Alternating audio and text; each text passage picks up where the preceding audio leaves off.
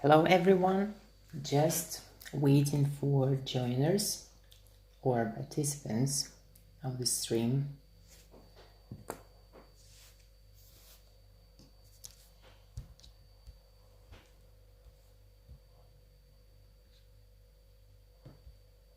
Waiting until at least one person join.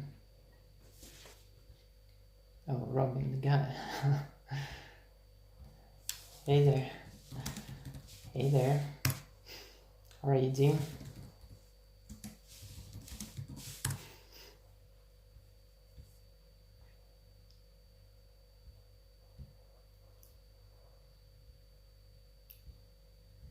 So, Robin, where are you from and what's your current problem? What are you currently actually studying? That's good that you joined. Okay. Yeah, that's perfect. See you. Good. Okay. Yeah, so it's pretty good. Yeah. Decided to try a little bit about SAT. That's American style, you know.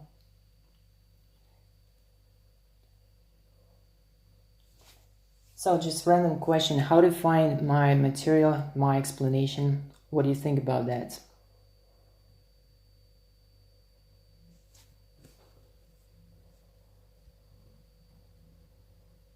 Oh, really? 3 months. Yeah, that's cute. Thanks, man, for your support. That's cool. And what's your program like? The main focus? Is just sort of general math, or you doing GCC, I don't know, math A level?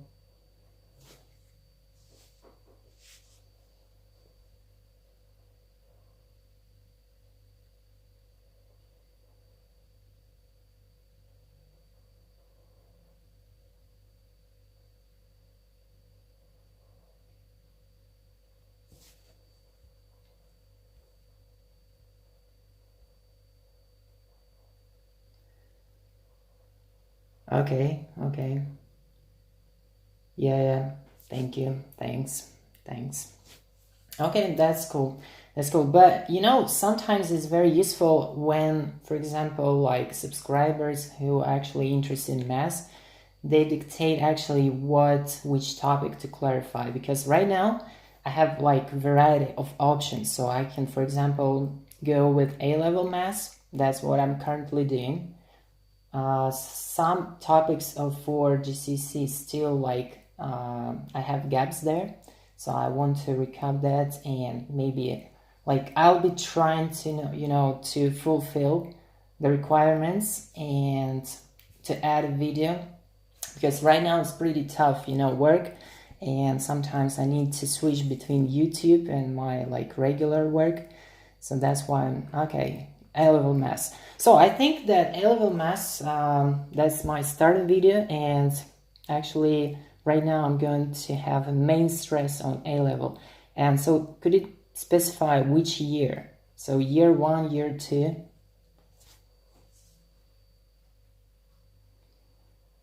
Because right now I'm just counting the gaps as soon as possible. YouTube needs, yeah. Oh, viral. So I actually, there are plenty of other, explanators, like teachers that can explain A-level. So I'll try to do my best. But to be viral, actually, it's really hard to be viral, in math. Yeah. Thanks, man. Thanks for your support. Yeah. Okay. I see that. But anyway, okay, I'll try to start from A-level Math 1. Maybe I'll try to switch to different topics up to request, and that means actually I'll try to pick up and be along with my, subscribers who supports me, and just any random visitors as well, because sometimes, yeah. So, actually, my topic was about differentiation, and right now for SAT is not really applicable because we had, you know, before we had A-level stuff, so actually we're doing differentiation there. I started doing that. So what about SAT? SAT is not really hard exam. The main topics actually comprised in GCC course. So make sure if you can cover GCC, actually you can adjust your skills. Let's go with differentiation. I can revise. Okay, yeah, no problem. We can do a little of differentiation. But again, about SAT related parts, differentiation, it's not quite common there. I saw just few problems that can be solved using differentiation for SAT 1. But, you know, SAT 1 is very, very similar and is based on GCC. However, yeah, nothing just, yeah, you're right. Okay, so, but an SAT is mostly focused on your analytical skills, like how well you're with graphs, how well you're with, you know, algebraic equations, how you can quick rearrange, how well with surds. Surds topic very common for SAT. Okay. So up to your request, yeah, let's go a little bit through differentiation so we can pick up the basics. So first of all, actually on record recently video about differentiation from the first principle, but I could remind you how it works. So if we take random function f(x), so you understand that the function actually behaves just simple. It may be any function, and it's just a smooth curve. And what about differentiation? We're taking 2 points and trying to make, to put the gradient, put the segment between those 2 points. So for example, you connect 2 random points, let's say A and B, with their segment, and AB is simply a part of a straight line. So that's why, first of all, you need to be able to find the gradients of that line. And as you remember, so the gradient for the line segment AB is simply change in y over change in x. So what it means that if you set up a right angle triangle as you actually cope with straight lines gradient. So here is the same. You're just simply looking for the straight line. Yeah, that's the slope, right? Yeah, differentiation is a very small change. You're absolutely right. So right now we're trying to show, I just want to show you how differentiation from the gradient of the segment between 2 points that lie on the curve can be converted into differentiation, right? Tangent theta, right? Absolutely. So you're absolutely right. So if you're taking tangent, just by definition is change in y over change in x, and that's what tangent, like trigonometry, yeah, it's change. Okay, but if you start moving your point B along the curve, so for example, this point B can be moved very, very close. And by doing that, you actually approach to their limiting case. Yeah, so right now, you're absolutely right. AB is the average change of the function. But now, if you start moving your point B close to A, you'll get to the limited case. And that means you actually, in the limited case, you will see that you actually arrive to the tangent. Okay? Yes, and limit approach to, yeah, absolutely. So now you're taking the limit when step delta x, but normally, you know, in A level, you just do that as the step h. So this notation takes h because it's horizontal step. So that's why you're doing the following. Yeah, you're taking the limit of delta f over delta x, right? But let's assume that point A has the following coordinates, x, and let's say x and y actually comes from, you plug in this x into the function, right? Absolutely. So, and for example, for point B, we have a small step for h. This is delta x. So that's why point B will have the following coordinates, x plus h, because we made a step for x. For horizontal step, this x plus h, okay? And for y, we have y plus your original y value, which is, let's say, fx. But in this case, you take an f from x plus h, okay? Yeah, right. Yeah, you're understanding? H is very, very small. And that's why you're taking the limits. But you notice probably that instead of delta f over delta x, sometimes you might use notation df over dx. Do you know what d means in this case? It's interesting to understand because many students confused. Yeah, right, fx plus h. So many students confused about d notation. So d stands for the difference, but infinitely small. Some in high course, like in university, many students think that this delta is actually like delta Greek letters. So that's why d stands for small, like d delta, okay? It means, yeah, differential, right? Absolutely. So differential is small, infinite small change. In this case, you arrive to the concept of limits. Okay, so how to differentiate and from the first principle, how to use this in order to define like derivatives, not technically, but using the first principle. So for example, you have square root of x, that's your function, and how to find derivative from the first principle.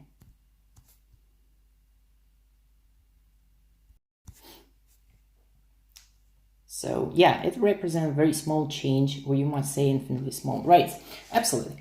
So, but how to find derivative of the function square root of x using the first principle? Because sometimes it's really, can you derive rules? Yes, sure. The rules here is just simply, because you're approaching to df dh, the rules here is you're making the difference x plus h minus f from x, because you actually taken those difference in the function between those 2 points a and b, okay? That's why the top numerator fx plus h minus fx over dx means you have h here, and then you take in the limit when h is infinitely small. So this is by definition. And can you derive the rules? It means relating to specific function. Yeah, so right now we're actually gonna do that for square root of x. Let's try to find the rule, because you know, if you use this technically, for example, you know, if you convert the third form, right, into the powers, 1 over 2. So what do you think about this? You can take technically, right? F prime is going to be 1 over 2 and x negative 1 over 2. This is by definition that you were explained by your teachers probably, and that's technical. But how to derive the rule actually? Yeah, 1 over 2 square root of x. Yeah. So in other words, you can rewrite like this. But how to find this using the first principle? That's the question. So the logic here is pretty straightforward. You just need to go by definition. So you need to use that formula. Okay? So right now I'm going to show you quick. You just plug in, by definition, new argument x plus h. So that's why you'll have x plus h. Then you subtract your original function f(x), which is square root of x. And then you divide it by h. And then you take in the limit. So you always write the limit here. So h is very close to 0. Okay? Perfect. Yeah. And then you actually subtract. But unfortunately, you cannot do anything here, right? So your suggestion, what you need to do in order to arrive to the final formula. So what do you think? So in this case, we have thirds.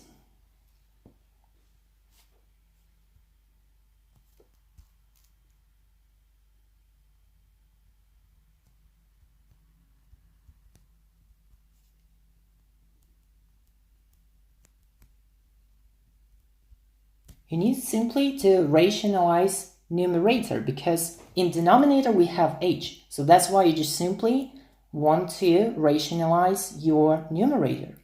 So how to rationalize?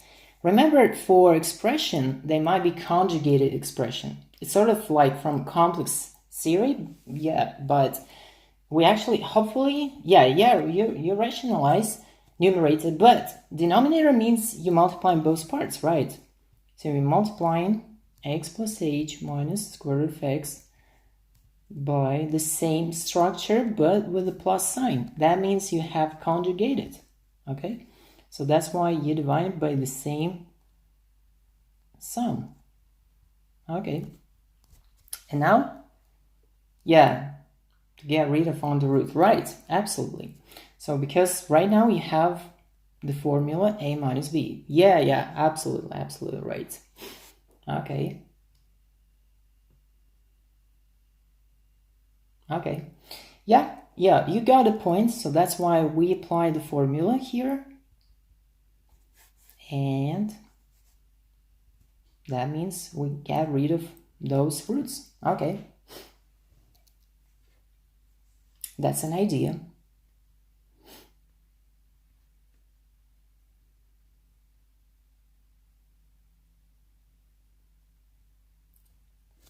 Okay. Yeah, a squared minus b squared. Absolutely right. So that's what we're going to use. So in this case, in our case, a is square root of x plus h, and b is simply square root of x. So that what stays for a and b. Okay. In numerator, absolutely right. So that's why you're doing that and applying. You just simply get rid of those roots. And finally, you'll get this over the same part, the same denominator, unchanged. And you're taking the limit. You're always taking the limit. Okay. Yes, and x get cancelled, so you'll arrive to actually h over. Yeah, let me see. Square root. Yeah. So get h over x plus h plus square root of x. Okay.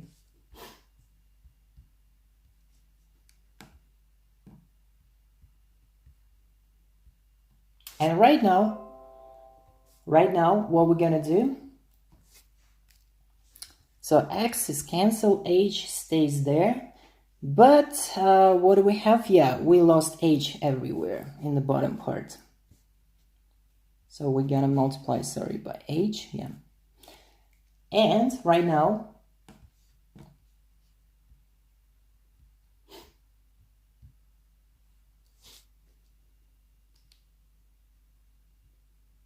so we can put the limits, right?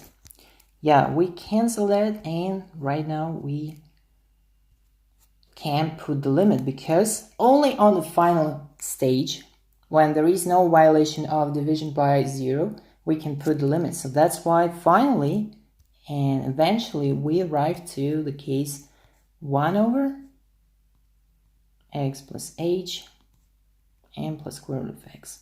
Now you put the limit h to 0, so you just naturally put 0. Okay, that's perfect, and that's why you'll get 1 over 2 square root of x. Yeah, so that's the main idea, how you can work.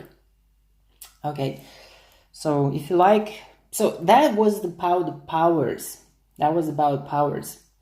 So typically you can apply those rules. Let me see, rules of differentiation, yeah? So the main aim is to cancel the factor, which is causing the function to become zero. Yeah, absolutely.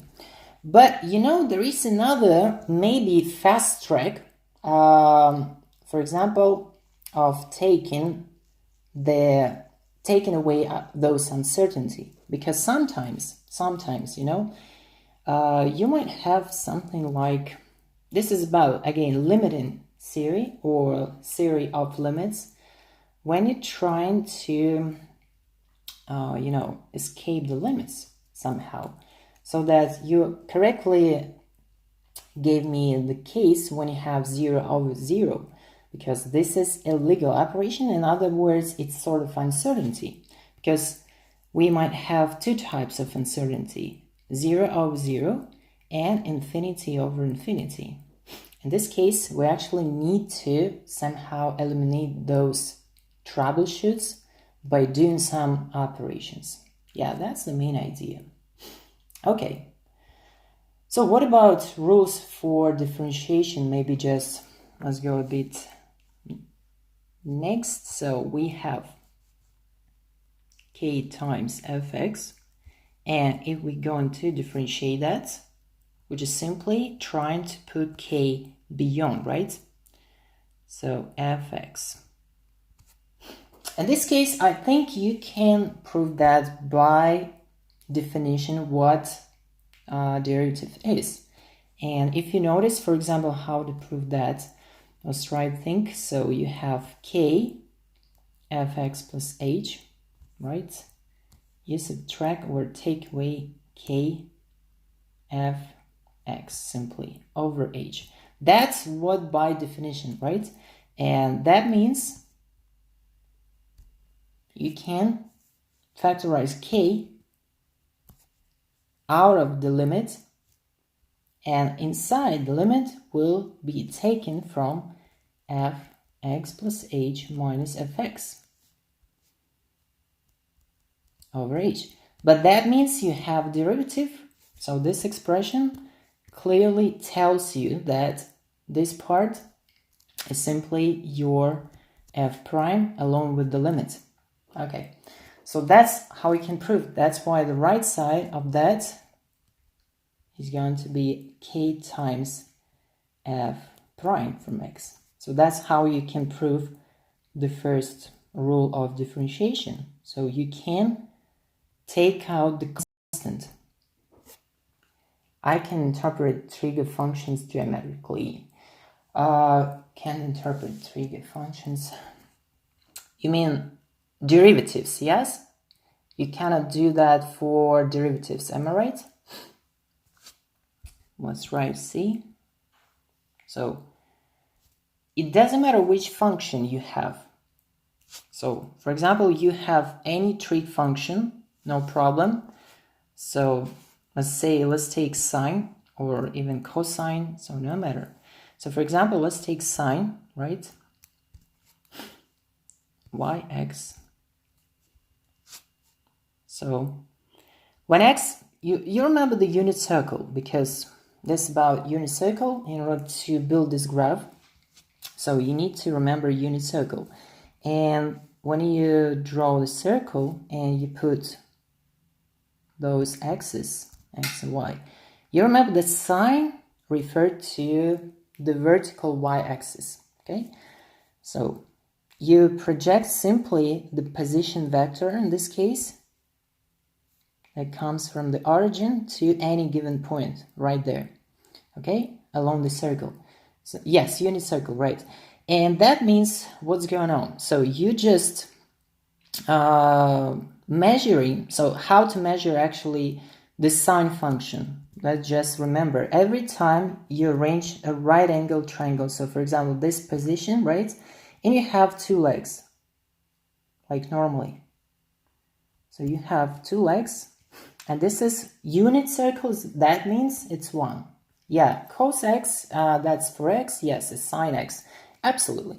So that's why for sine, when the angle, let's say x is 0, because we are building function y equals sine x, so x is 0, so that means, yes, and sine always less than 1, absolutely, because in unit circle, we have any leg less than 1, and that's why the ratio, according to trig rules, hypotenuse over any leg, or sorry, the way back, let's say, this is opposite leg for the angle x. Let's mark as maybe A, for example. And this is B. So absolutely right. So opposite and adjacent leg, they're always less than hypotenuse by definition, because, for example, A is 1 times of sine x. So from here, you can see that A over 1 equals sine x, and this is always less than 1. But I would like, right, and what I'm going to say that for more advanced knowledge, that sine x is actually absolutely less than 1. So it means, in other words, if you expand this absolute value, it's within -1, okay? So that how it works, right? Opposite over hype, absolutely. So, okay, let's go to Sine Graph and try maybe to interpret how you can plot that. So sine starts from 0, goes up, and then goes down. So the period of the function for sine and for cosine is always 2 pi, okay? So 2 pi is the period corresponding to the period of the circle. The full rotation is 360, and radians is going to be 2 pi. So that's why on half of that is going to be pi. That's your function. If you think about how to interpret derivative of that function, so let's try to think. That's actually good application in mechanics. So, in mechanics, you need to use exactly differentiation for sort of periodic motion. Yeah. Range, 2 pi, now how to draw sine graph. Okay, but I mean, how to interpret sine. You know that if we just go, do you cover physics? I mean, are you taking the physics course on A level? Or are you doing math and other subjects like business, computer science? Because it depends. If you know physics, I can show you an example there related to maybe application, how to interpret.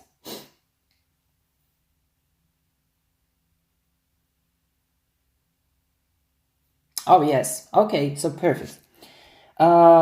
Let's consider just periodic motion of any, load that hang on the spring. So in this case, you have sort of balance state or equilibrium position. Equilibrium when force is basically balanced, right? Gravity force and let's say force of elasticity. Elastic force. Yeah, physics course. Perfect. Okay, so if if the load is not moving, you don't hold, it just both force are balanced, so elasticity force is simply equal to the gravity force. In this case, their load is in equilibrium. Yeah. Okay.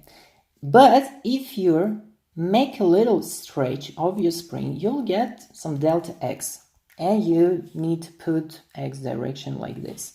So let's say x-axis is this one, and let's mark this equilibrium position with the coordinate x equals 0, okay? And you have some delta x. Delta x is going to be the maximum, normal reaction, but no matter how you call that, but here in this particular case, this is elasticity force, So that's why what you simply need to do, you just, by pulling down your load, then you release and it starts oscillating. Yeah, perfect. It starts oscillating. So that means it goes up and down along this or above this equilibrium position. So if you say that, okay, initially you change, right? So initially at time t equals 0, you have the stretch spring. That means you have initial amplitude. So you know that the solution for x, how coordinate x is changing within time, x from time, is simply some maximum displacement from equilibrium and times actually, in this case, it times cos of omega t. This is like general solution, but no matter which solution you're going to use, it needs to correspond to your case. Because in this case, when time equals 0, we have maximum displacement, right? Displacement. Hi, Henry. Yeah, thanks for joining. Okay, so this is maximum displacement, right? So that's why we're doing cos. We use cos, right? In this case. Because when x is 0, cos will be 1. Okay, yeah, I get your point. Okay, so perfect. Now let's go to interpret.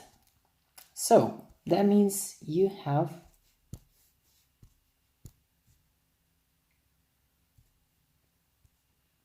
x, y, z. So in this case, we consider x from time. And we build in the graph cos. That's our general solution. So 2 pi and pi. What if we differentiate? What if we take prime from time? So what do you think? Yeah.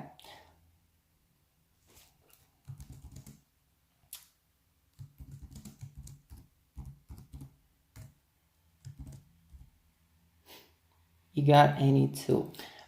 So what do you mean? About, so, okay, x prime. Yes, we're looking for x prime.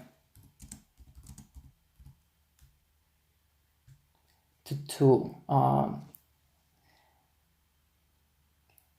so actually, maybe misunderstand what do you mean to the tool, to the instrument. Yeah, it means how to explore this. Okay, we taken prime. That means you have velocity, right? Vx. And it would differentiate cos omega t. Algebra. Oh, so actually I don't know what it means. Maybe if you get the link, I'll explore definitely.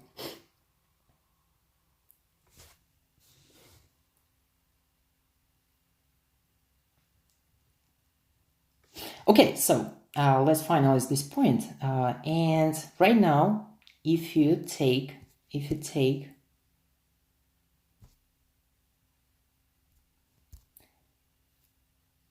so derivative, you'll get Vx. That's velocity by definition. Velocity. And that means that x prime, in your case, will give you negative omega xm sine omega t. Because you're, never mind. Okay, you mean the graphing tool, yes, for screen sharing, yes? Okay, so you tell me later in the comments. So we're taking the prime, right? And according to compound function, because argument omega t is going to be compound, so that means you're doing what? You differentiate inside argument omega t. Okay. Do physics session. Okay. Henry, okay, so tell me which your program, so GCC or probably A level, so it depends on that. I'll do. So I can do physics. No problem. But right now I'm just currently trying to fulfill the complete set for masses.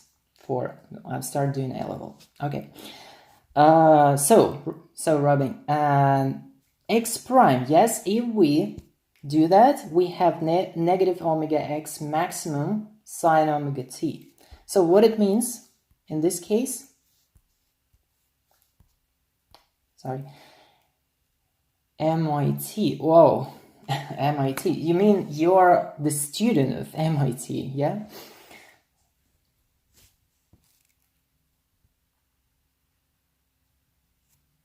Or you want to get entrance into. Okay, and it depends on that as well. Okay, so get to the point, back to the point. So this is velocity Vx, right? Okay, yeah. This is velocity, right? And that means x prime, yes, x prime is going to be velocity, which is negative omega sine. So sine goes this way, right?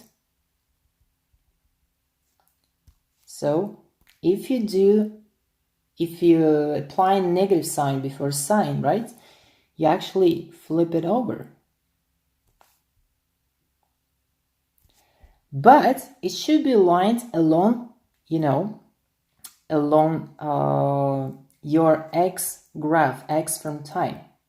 So that's why what you need to do, you just need to scale it up and say that, okay, here's the point of pi. It means add the same line and 2 pi where your graph will end. Because you still have the same argument, omega t, okay? That's interpretation for velocity, okay? That's interpretation for velocity. Just back to derivative, we'll interpret next time, continue with first. Okay, yeah, sure. So, actually, I think maybe I'll start creating video about derivatives, and that will be maybe a pretty good revision for you. But right now, just I randomly decided to stream, sort of trial and error. Okay, that's interpretation actually. So that's interpretation. So derivative is going to be just of the graph, and in this case, this velocity. But quick to acceleration. So acceleration is a derivative of velocity, right? Because actually you remember acceleration is the degree of how your velocity is changing over time. So that's why you'll get delta v over delta t when delta t is close to 0. So that's why if you go just to pure mass, you'll get that. So that acceleration is v prime. If you differentiate your velocity, in your case, you'll get acceleration. So acceleration ax is going to be negative omega squared x maximum in sine omega t. Yeah, rate of change velocity, right? Yeah, absolutely. So that's why negative omega squared x maximum, but you differentiate sine, so that means it will give you cosine omega t. And that's how you can get acceleration graph, okay? Yeah, dv dt is acceleration. Yeah, you're absolutely right. So that means how you can get acceleration, and if you plot that, you'll get just simply negative cos, in this case. So negative acceleration ax from time, negative cos. But as you notice, amplitude here is a bit different, yes? It's different because in that case, for Vx, the amplitude was omega xm. For x, it was xm. And for acceleration becomes omega squared x. Okay? That's maximum, okay? There are amplitudes. So that means that's how we can interpret graphs. But anyway, derivative tells you about the rate of change. So velocity is the rate of change in the coordinate, in the position, while acceleration is the rate of change in velocity.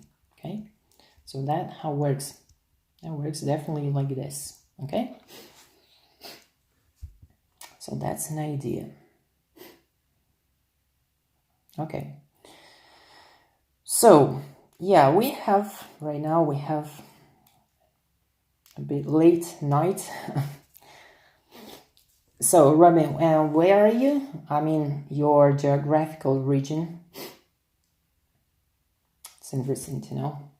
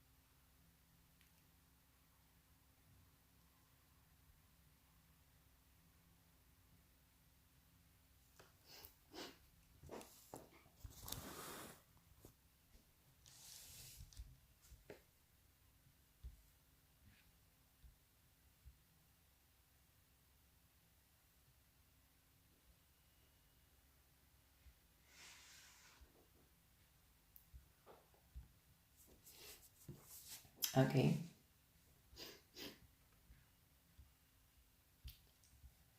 So Texas, wow, Texas, that's cool. That's cool. US, perfect. So that's why you have, I don't know, I can check, but so it looks like you have daytime, maybe just evening, right? I think daytime somewhere.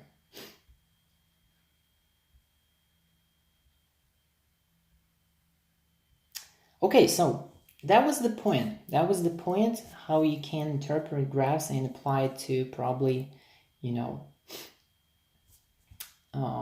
to physics. In finance, so for example, in the world of finance, you actually do the same. If you just go to how the graph behaves, like for any security, for any stock index, for example, you can find your application of derivatives there, right? For example, you can do the same. So that's, let's say, price versus timeline. So that's how we can interpret. So the robots, the artificial intelligence that actually make dealing operations there on stock exchange, it's simply doing what? It's simply trying to measure acceleration, dp over dt, how price is changing. Is this acceleration? That's always the question that robots ask. So, okay, right now, currently I'm in Russia. That's why we have late nights. Okay, about acceleration, yeah. The robot actually asked and trying to measure dp over dt, okay? So that's why constantly trying to find this as the KPI, key performance indicator. And that means it actually maybe it looks for the second derivative of the price to understand. Maybe it's panic on the market and it's right time to maybe buy. Yeah, you love Russia. Thanks, May. Thank you. Yeah. Have you ever been in Moscow? Because here's Moscow. It's pretty nice city. Nice city.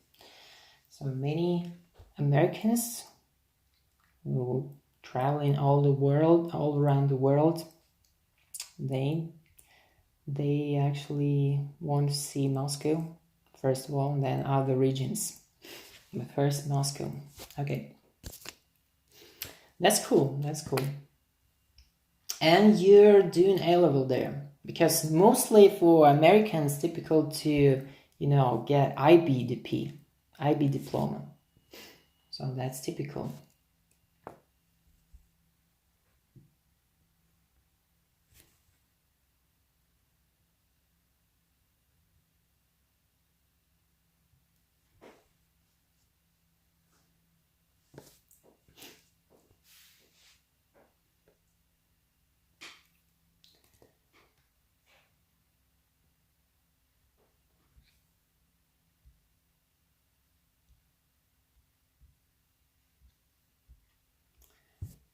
Okay, so about that's application, that what you can apply, and you can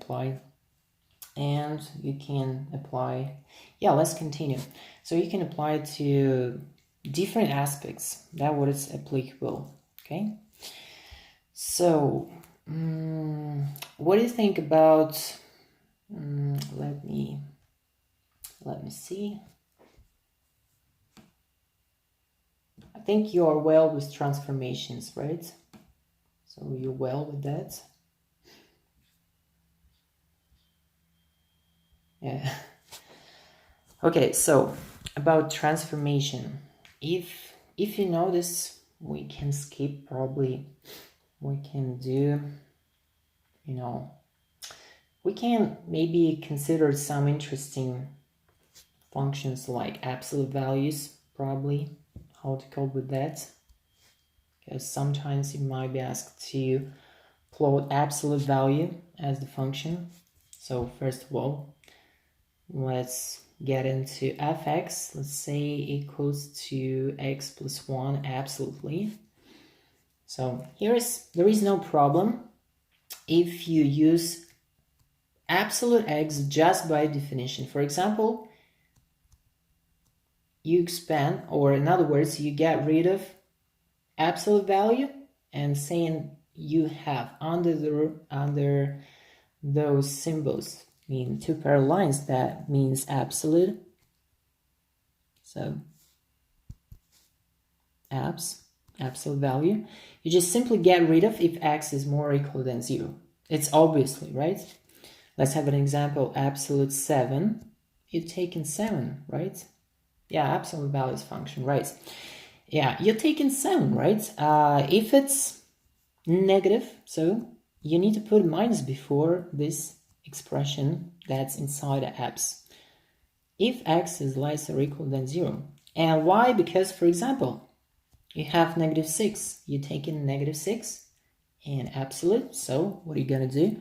You need to put minus before the expression that's under those symbols. So that's why you will use negative 6. And finally, eventually, you'll get 6. Now explain me the condition, just continue. Okay, yeah, sure. Okay, you know that. And how to plot this using transformation. That's no problem. So you know that fx, how to open it. Okay, so fx is simply basic function. It's marked as f star. And you know this is v shape, right? So using v shape, identical line. And now what are you going to do? You can just simply transfer using transformation. So f from x plus 1, as exactly you have here, that's your function f. And that means function fx is simply f star, your basic function, so the basic one, which is v shape, right? And yeah, absolutely. Okay, so the basic function is simply f star x from new argument x plus 1. But you remember that in terms of transformation, this is the horizontal shift, where if you have plus 1, so general transformation fx plus a, let's say a is positive. So in this case, what do you think where the transformation occurs? To the right by 1 unit, or to the left? That's interesting.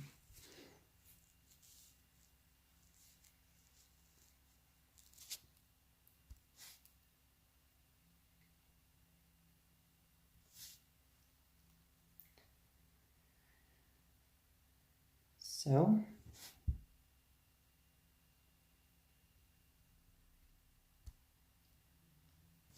if we have the vertex of this absolute value of basic function here at 0, now you have x plus 1. So in other words, if you forget in terms of transformation, so you can always check by equating your expression that stays under absolute signs to 0. In this case, you'll get x equals -1. And this is exactly your point for the new vertex. So x -1, right? So that means right now you have a shift to the left. And that's how you can use transformation theory to probably rearrange your more complicated absolute values. So this like this, okay? But of course, if you have like even more complicated case, no problem. For example, you can even more make complicated of your function. Let's say 2 absolute x minus 1, and let's say plus 2 in the end. So no problem. It works in the same way using transformation. You remember that general transformation theory tells you that you have scale factor, that's scaling, scale. You have horizontal shift or horizontal translation, and you have vertical. So vertical shift or vertical translation.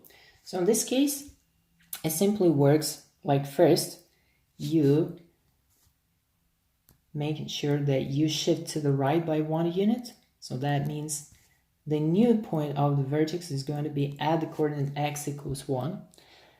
So you made horizontal shift to the right. Now you need to times 2. Okay, so you times 2, that means you change the gradient. Okay, so you change the gradient, it means the line is going to be steeper in this case. So that's your new line or new function 2 times absolute x minus 1.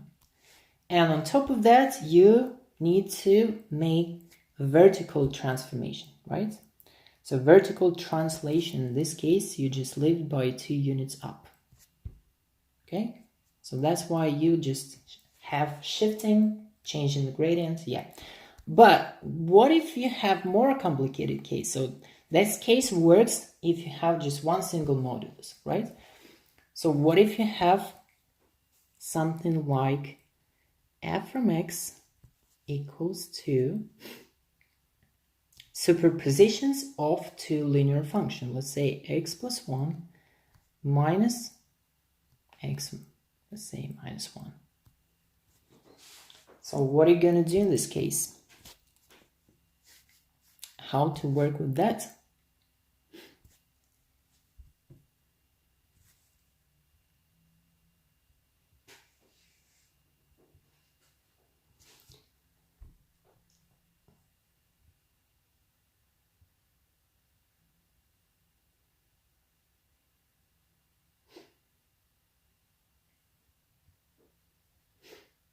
Okay, so how to work with this sort of function when you have superposition of several absolute values? Okay, if you know the answer, just maybe give me a quick recap what you need to do. Right now I'm just prepared x's.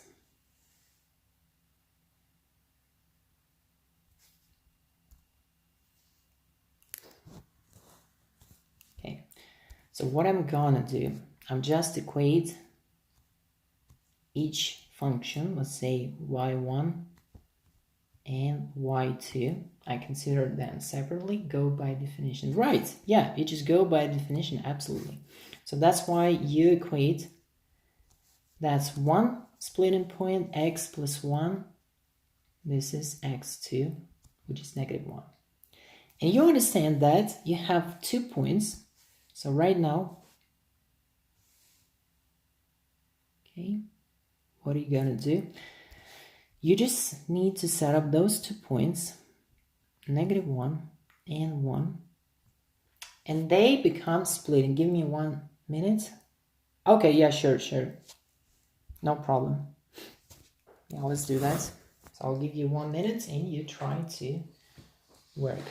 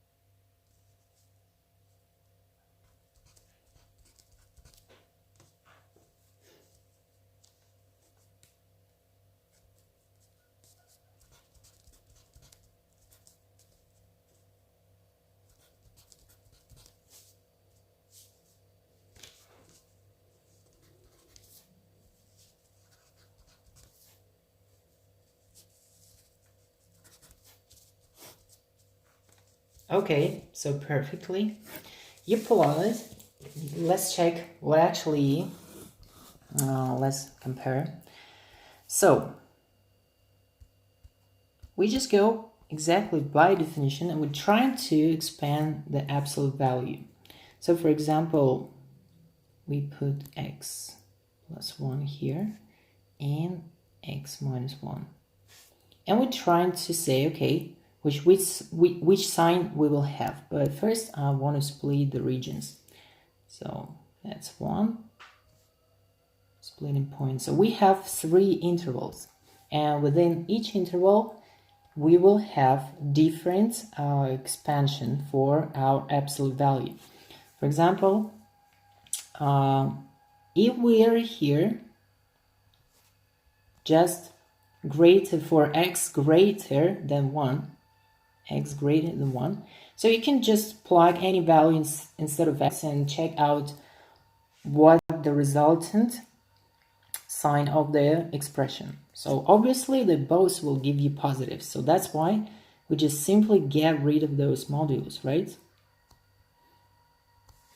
And that means if we simplify, we'll get, let's say, function, the resultant function is 2. So that means y equals 2 or f equals 2 at the level of 2, right? Okay, so here's just a straight line, horizontal straight line at the level of 2. So what in between from -1 to 1? So in this case, if we take, for example, 0 and plug there, we understand that the second expression will need to take negative sign. So that's why, and still the first expression is still positive, so that's why we'll have the resultant graph x plus 1 and plus x minus 1, because we put plus here. Okay, and that means the resultant function is 2x. Okay, so 2x goes like this through the origin. Okay, so obviously here we'll get a level of -2. Okay, and just we go to the left, I bet that's gonna be like this line, horizontal line. Let's check it. So both modulus we'll have the minus sign before. So we'll get minus x plus 1 and plus x minus 1. Okay, so that means we'll get rid of those x and we'll get negative 2. So that's the resultant value of this function f equals negative 2. Okay, so that's how it works. That's how it works. Okay, so that's the resultant graph. So make sure you have the same. Okay, so that's about like superposition of absolute values. Interesting points here. And we can maybe even more simplify, you know. What if you have nested absolute values? So for example, let's pretend that you have the function fx, which is absolute x plus 1, and for example minus 2x plus 1. Okay,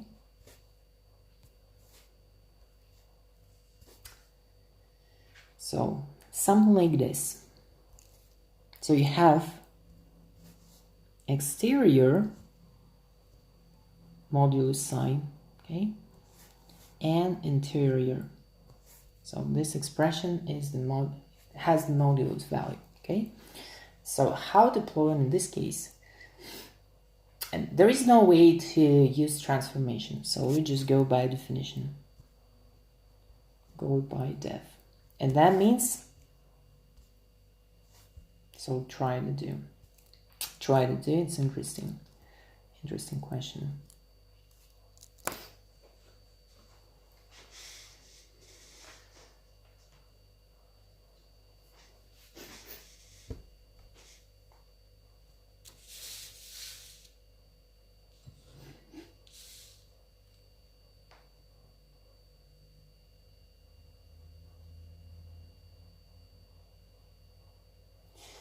Okay, should I give you time to plot that, because it's interesting? How would you do that?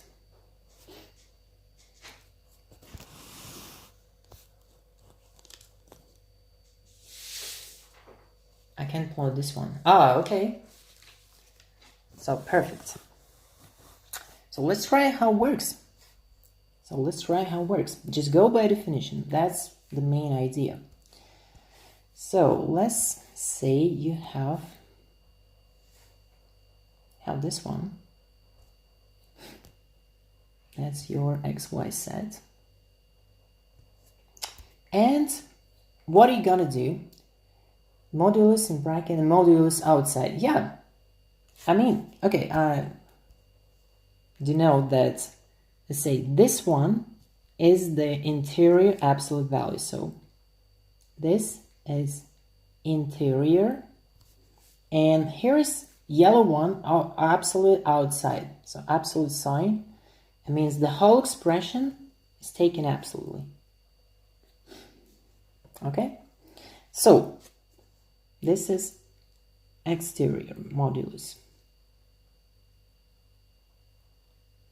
Exterior modulus. Yeah. So what we're gonna do, we're starting from interior one, and we again equate to 0 in order to find the splitting point where you actually absolute the expression inside modulus changing the sign. So that's why this is x equals negative 1 over 2. So x negative 1 over 2. Just you equate, solve, and right now we have the splitting region on two parts. Let's take like this. Okay, that's the splitting point. Okay, so that means on the left side, when x is less than negative 1 over 2, we'll have the following. So we'll get absolute x plus 1, and because we need to expand, get rid of those absolute value with negative sign, so we change it. 2x plus 1. So that's the resultant function, f1, let's say, in the region when x is less than negative 1 over 2. And the right side, right part of the graph, when x is greater than negative 1 over 2, just simply, you're doing the same, and this is f2. It's going to be equal to x plus 1 and minus 2x and minus 1. Okay? So now you simplify and say, okay, f1 will represent 3x plus 2. And f2 will represent absolute of negative 2x.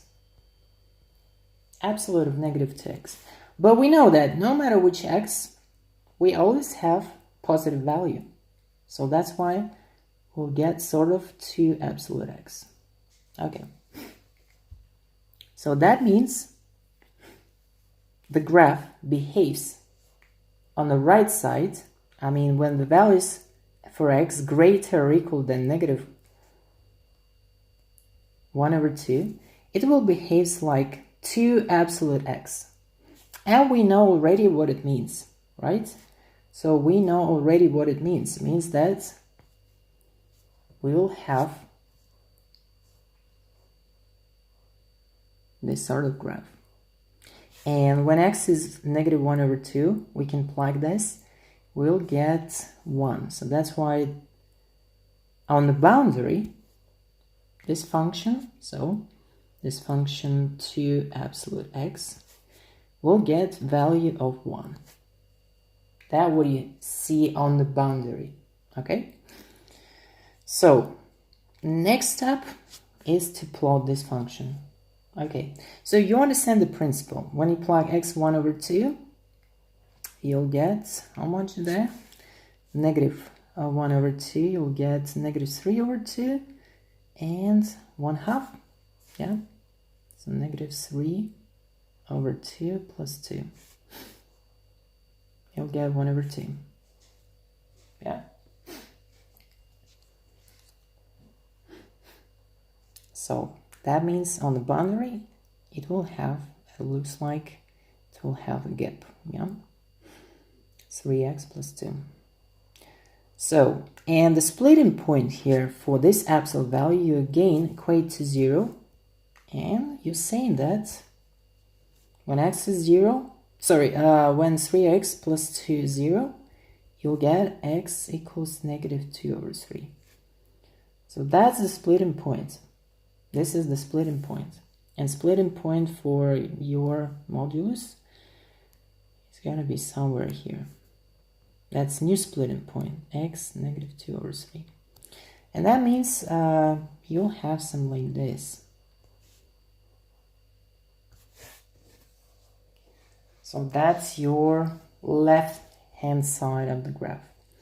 So on the boundary, again, we can check that. Yeah, that's 1. And on the left, for the left graph, we'll have negative 2 over 3. And if we plug x equals negative 1 over 2, yeah, we'll get negative 3 over 2 plus 2. Yeah, we'll get 1 over 2, definitely.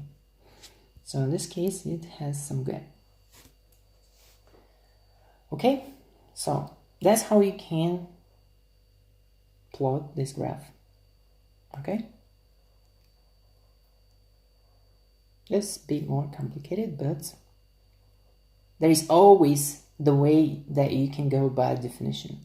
There's always the way.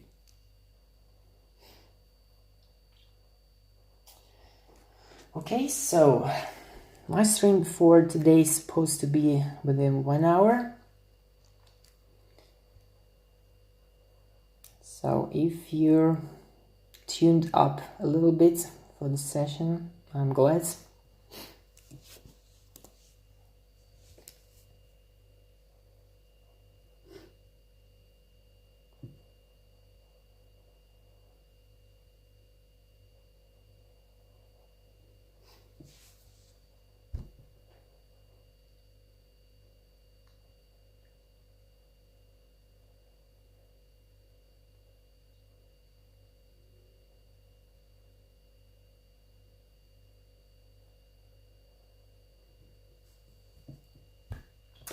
Okay, so that was briefly, we actually touched little different aspects. We worked with differentiation a little bit. We actually also did some graphing tools, how to plot graphs for absolute values, and also we explore differentiation, how it can be applicable to in physics to tricks functions, and we explore in terms of, like, I think, complete understanding how acceleration. Yeah, I'm coming in 2 minutes. Okay, sure. But I'm going to finalize my stream, so maybe just I'll suspend it for a while. Yeah, sure, just coming back, no problem. And want to finalize other part of work that I started.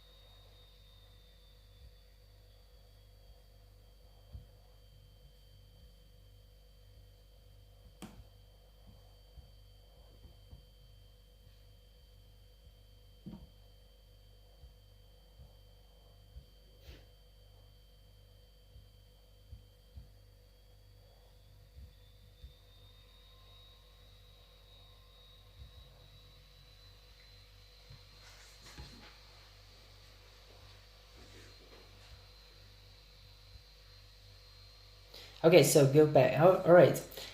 So actually, I think that's enough for a stream for today. My stream is supposed to be within 1 hour.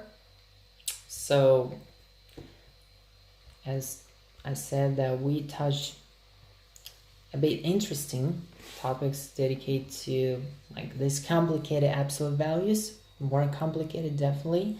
So we touched the differentiation.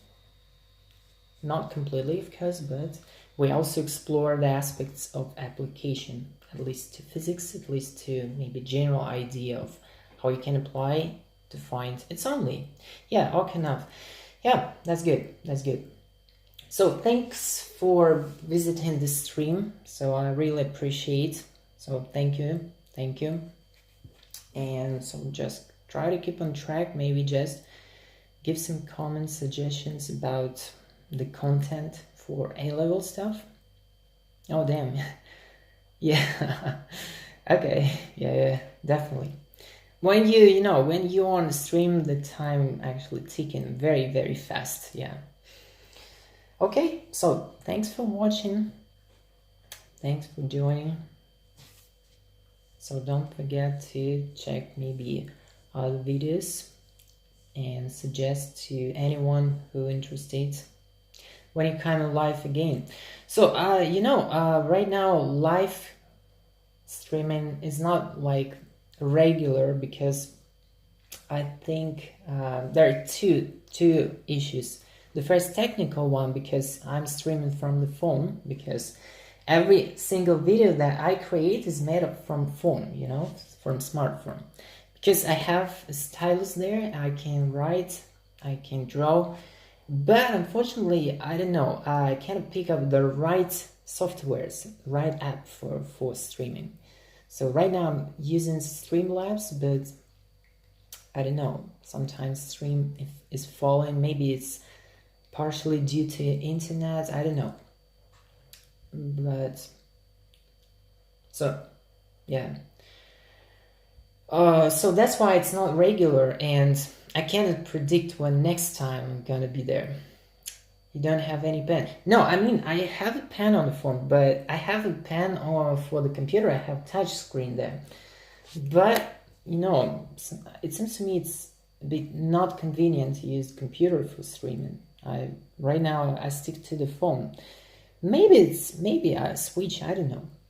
But if you have any suggestion for which stream to use, so you're welcome, just give me the comments about that and I'll check it.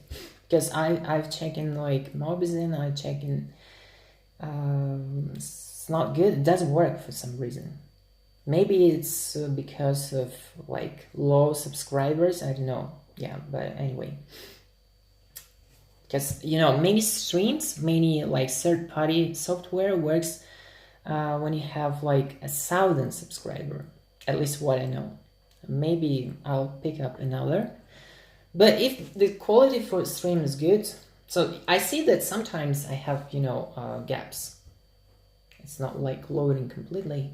Maybe it's because internet, maybe I check it out as well. So, but anyway. Okay, so see you next time. Thanks and peace out.